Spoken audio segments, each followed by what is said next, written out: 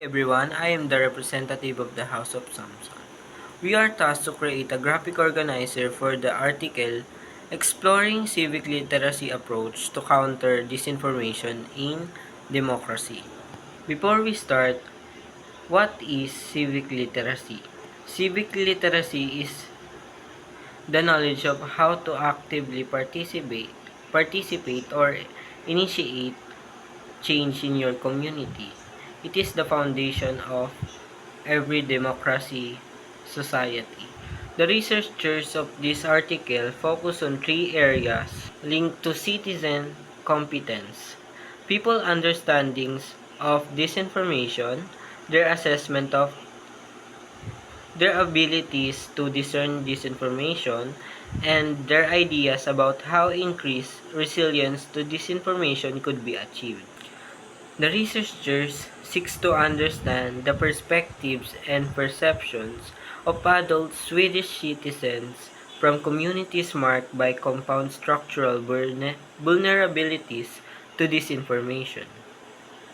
The researchers' findings are provide deeper insights into how people understand and approach disinformation, thus complementing previous larger research.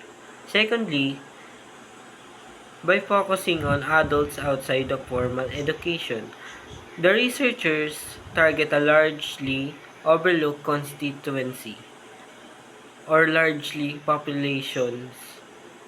Disinformation research tends to be more focused on children and youth in education settings. Lastly, they address civic literacy in broad terms, encompassing all literacies needed for people to act as competent citizens in contrast to most contemporary studies which tends to make more narrow approaches. In this article, The different interviews generate different understandings, and there is little convergence in particular. There is no real common understanding on what disinformation is, how disinformation works, and what the possible impacts are. Several respondents with low awareness are not even operating in the realm of knowledge but in the sphere of beliefs. Most suggestion addresses school education for children and youth.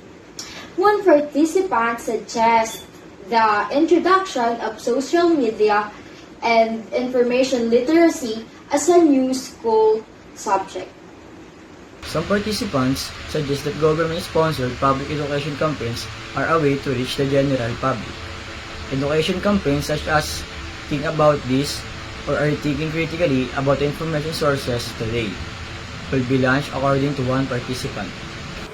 The elderly are considered another salient target group for training by many participants. More targeted efforts for elderly people are needed some point to existing study material that Pensioners Association have produced to protect against fraud and suggest that those types of association could also organize disinformation training and lectures.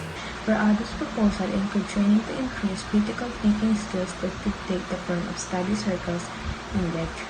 Many emphasize the importance of in-person interactive training and discussion as opposed to online modalities. Number 2. Those with low awareness operate on the logic of beliefs, implying that measures to improve factuality and objectively could not even be aspired for. Number 3. Among participants with low awareness of disinformation, some note where their perspective emerge. One is that there is no objective information or factual report at all. All news information is considered to be subjective interpretations of reality. Some participants must have been motivated to demonstrate a range of moderate study. They address news source assessments, evaluation, and various information strategies to divide the polarized population. They address news source production and evaluation and various disinformation strategies used to divide and polarize the population.